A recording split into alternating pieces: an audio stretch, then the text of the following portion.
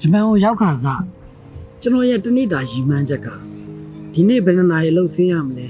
တစ်လောက်ဘယ်လောက်စုမိမလဲဆိုတာတွေပဲကျွန်တော်စဉ်းစားခဲ့ပါတယ်ကျွန်တော်ပတ်စံများများရှာနိုင်တယ်ပတ်စံများများရှိရဆိုရင်လိုချင်တဲ့အသုံးဆောင်ပစ္စည်းတွေအကောင်းသား branded တွေကိုကျွန်တော်ဝယ်နိုင်ရင်ကိုပြောရမယ်ပေါ့နော်ထွက်ပေါက်ရမယ်ဆိုပြီးတော့ကျွန်တော်တွေးခဲ့ဘူးလေပေါ့လေဒါပေမဲ့အဲ့ဒီရဲ့အတွေးပေါ်အခုလို9နှစ်6နှစ်လောက်ကြာလာတဲ့အချိန်မှာအဲ့ဒီຢာတွေကခဏတာယာမှုပဲပေးနိုင်တယ်ဆိုတော့တဖြည်းဖြည်းနဲ့သိလာရတယ်ပေါ့နော်တကယ်ပျော်ရွှင်မှုဆိုတာကျွန်တော်တို့ဒီအပြင်ပန်းအဆောင်ရောင်တွေမှာမဟုတ်ဘူးねကျွန်တော်တို့ရဲ့ inner mindset မှာပဲရှိတယ်ဆိုတာကိုကျွန်တော်ပုံပြီးသိလာတယ်ပေါ့နော်ဆိုတော့ဒီနေ့ဗီဒီယိုမှာဒီဂျပန်ရောက်မြန်မာလူငယ်တွေတော်တော်များများပေါ့နော်မေ့နေတတ်တဲ့ဒီပတ်စံတဲ့ပုံပြီးအရေးကြီးတဲ့ဒီသင်ခန်းစာ၃ခုကိုကျွန်တော်မျှဝေပေးခြင်းပါတယ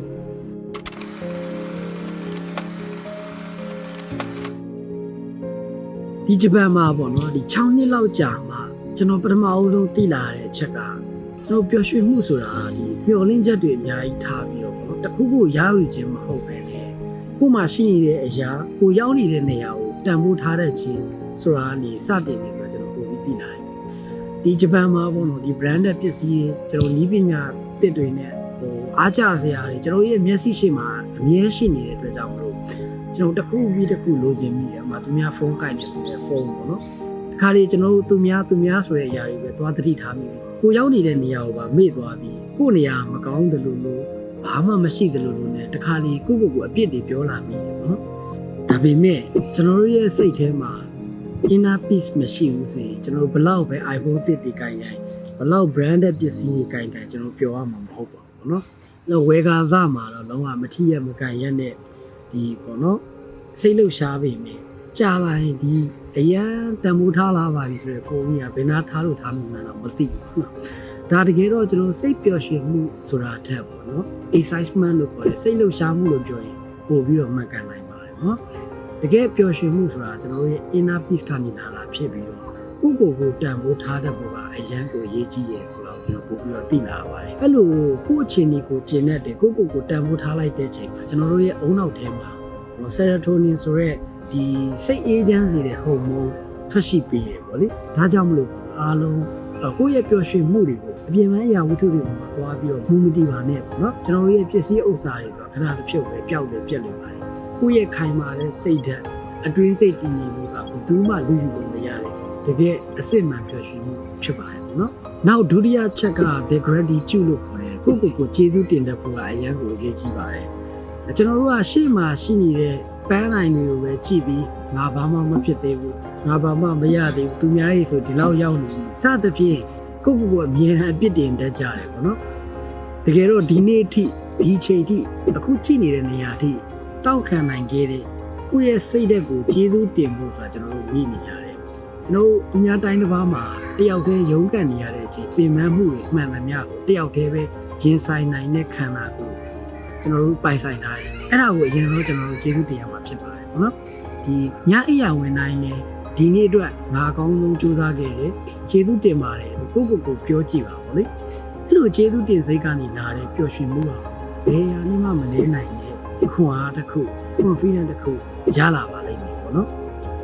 နောက်တစ်ခုကကိုယ့်ရဲ့ပတ်ဝန်းကျင်ကိုလည်းကျေးဇူးတင်တဲ့အောင်ကြိုးစားပါကိုယ့်ကိုကူညီပေးနေတဲ့တငယ်ချင်းတွေကိုအားပေးနေတဲ့မိသားစုတွေစသဖြင့်နေတိုင်းကျေးဇူးတင်ပါတယ်ဆိုလေစိတ်လေးမွေးပြီးသွားမယ်ဆိုကျွန်တော် positive vibe ကိုလည်းရပါတယ်ပေါ့နော်ဆိုတော့နောက်ထပ်တတိယအချက်အရေးကြီးပါတယ်ကျွန်တော်သိပါတယ်ဂျပန်မှာအလုပ်ဗီဇာနဲ့လာတာပဲဖြစ်ဖြစ်ကျောင်းသားဗီဇာနဲ့လာတာပဲဖြစ်ဖြစ